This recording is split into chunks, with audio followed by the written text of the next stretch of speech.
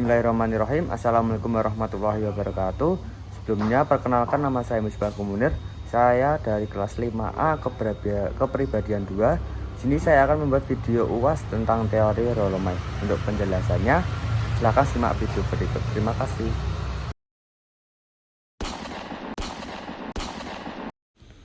Baik, yang pertama kita akan membahas tentang biografi dari Rolomai.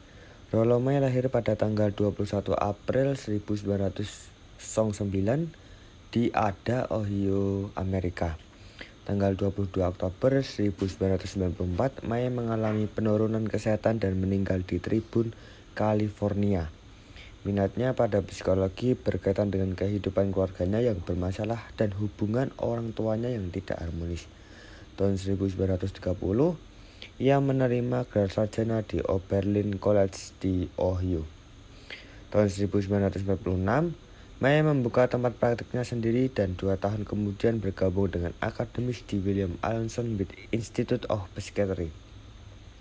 Di tahun 1949, ia mendapatkan gelar PhD dalam bidang psikologi klinis dari Columbia University di usianya yang ke-40 tahun.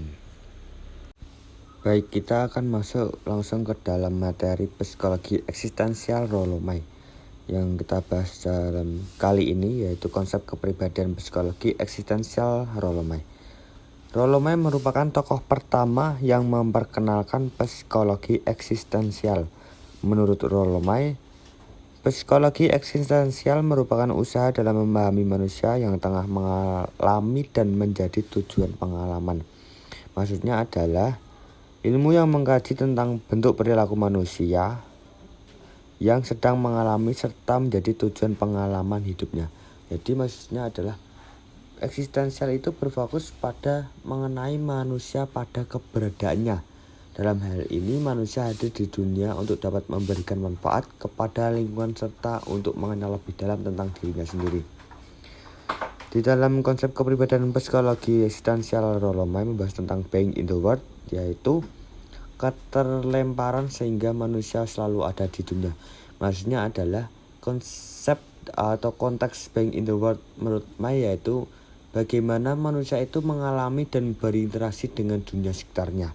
Manusia itu mengalami 3 bentuk being in the world. Yang pertama itu world, yaitu dengan lingkungan sekitar. Mid-world, hubungan kita dengan orang lain. Eigenworld, yaitu hubungan kita dengan diri sendiri. Terus juga membahas tentang non-being, yaitu kesadaran atas diri sendiri sebagai makhluk hidup yang tumbuh dan berkembang berakibat pada ketakutan akan non-being atau kehampaan.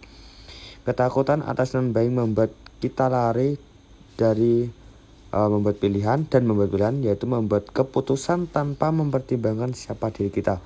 Contohnya yaitu ketakutan akan kematian. Nah, yang seperti dibahas pada sebelumnya, manusia itu mengalami 3 bentuk being world. Yang pertama world, mid-world, dan eigenworld. World sendiri yaitu adalah kebutuhan biologis, yaitu dunia objek-objek di sekitar manusia yang bisa mempengaruhi manusia, membuat manusia sakit, menderita, dan tidak berdaya. World biasanya disebut dengan lingkungan. Contohnya seperti hutan, gunung, sungai, dan segala sesuatu yang dapat diakses melalui indera manusia. Yang kedua ada mid-world, adalah hubungan manusia dengan manusia lain dalam rangka kebersamaan.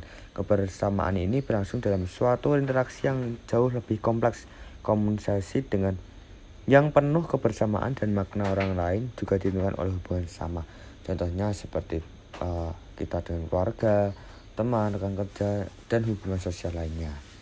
Eigenworld sendiri yaitu adalah hubungan individu dengan dirinya sendiri, pusat bagi dunia manusia sendiri, dan dari pusat itulah manusia menjalin hubungannya dengan orang lain atas sama manusia lain.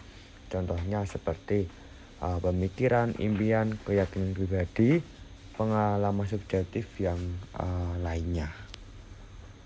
Selanjutnya kita masuk ke dalam perkembangan kepribadian. Yang pertama yaitu ada kecemasan. Menurut Rolomai, ancaman yang sebenarnya dialami oleh individu dalam masyarakat modern adalah perubahan traumatik. Kecemasan tersebut membuat individu menjadi bingung akan siapa dirinya dan juga apa yang nantinya harus diperbuat. Kecemasan dapat timbul dengan intensitas yang lemah maupun kuat. Menurut Rollo May mengatakan bahwa orang dapat merasakan kecemasan dengan bermacam bentuk, yaitu suatu perasaan menggerogoti yang timbul dari dalam, perasaan yang dapat mensakkan dada, menjadikan kebingungan yang mungkin sulit untuk dapat dikenali, membuat keadaan dunia yang ada di sekitar mereka tampak kelabu dan gelap, merasakan beban yang berat yang merasa menindih mereka. Kecemasan dibagi menjadi dua, yaitu kecemasan normal dan kecemasan neurotik. Yang pertama, kecemasan normal, yaitu kecemasan yang selaras dengan ancaman yang sesungguhnya dirasakan dalam situasi berbahaya. Contohnya yaitu seperti cemas saat menjelang ujian. Yang kedua ada kecemasan neurotik, merupakan kecemasan sebagai sebuah interaksi yang tidak sebanding dengan zaman, yang dapat berbentuk konflik intrapsikis yang dikelola oleh berbagai wujud pemblokiran sebuah kreativitas dan kesadaran. Contohnya seperti seseorang yang terus-menerus merasa cemas dan gelisah tanpa alasan yang jelas.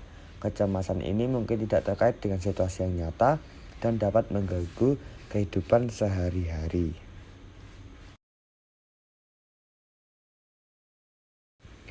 Yang selanjutnya ada rasa bersalah.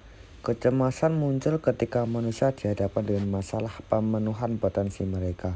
Rasa bersalah muncul ketika manusia menyangkal potensinya, gagal memahami secara akurat kebutuhan sesamanya, atau masih tetap bersikukuh dengan ketergantungan mereka kepada dunia alamiah.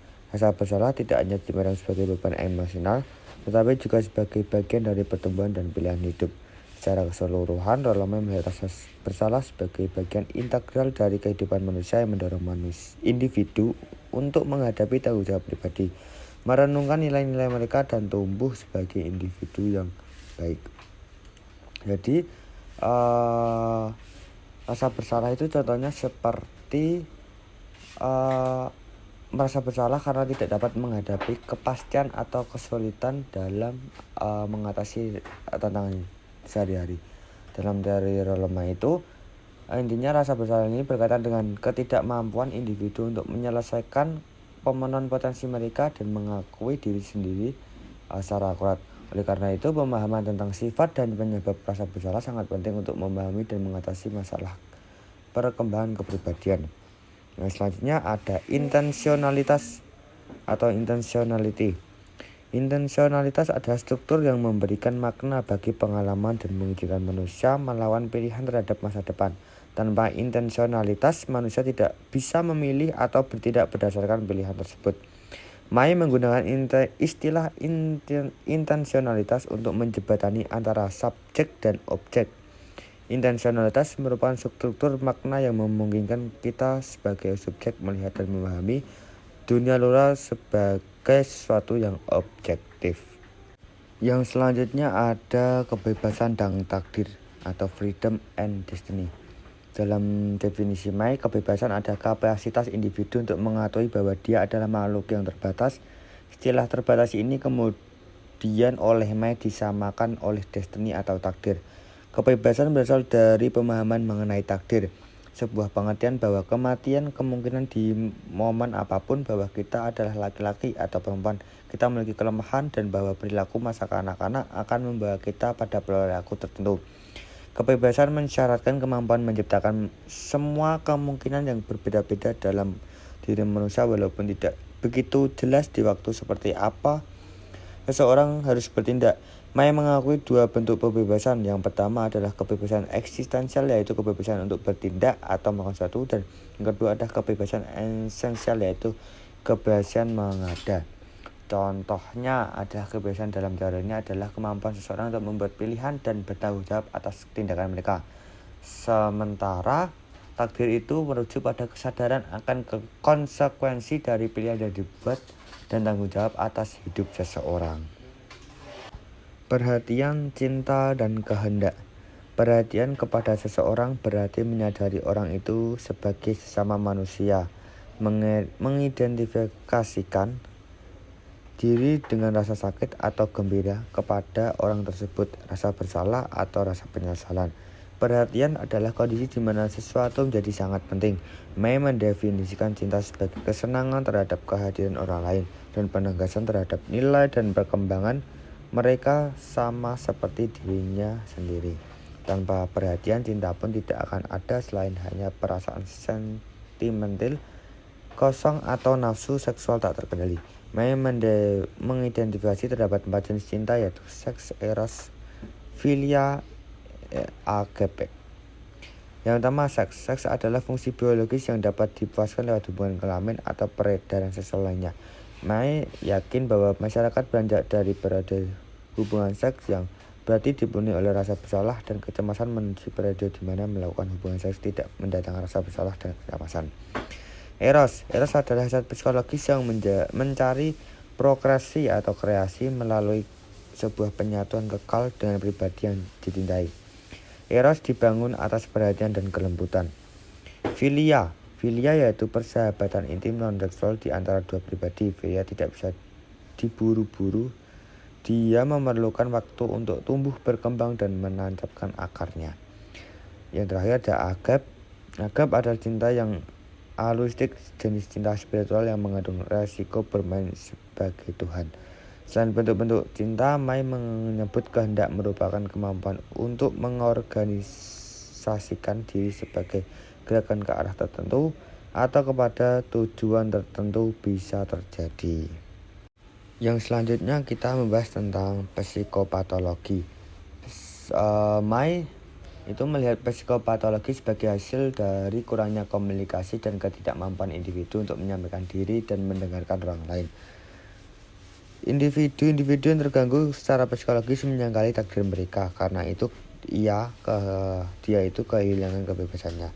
Mereka itu saling menghasilkan beragam simptom neurotik, tidak meraih kembali kebebasan mereka, malah semakin menenggelamkannya. Ya, itulah mungkin kesimpulan dari penjelasan tentang psikopatologi. Dan yang terakhir membahas tentang psikoterapi. May yakin bahwa tujuan psikoterapi adalah membuat manusia itu bebas. Dia berpendapat bahwa terapis yang berkonsentrasi kepada simptom-simptom pasien akan kehilangan gambar yang lebih penting. Simptom-simptom neurosis hanyalah cara melarikan diri dari kebebasan dan indikasi bahwa potensi batiniah pasien tidak digunakan. Ketika pasien menjadi lebih bebas dan lebih manusiawi, simptom-simptom neurosis mereka biasanya akan hilang dengan sendirinya.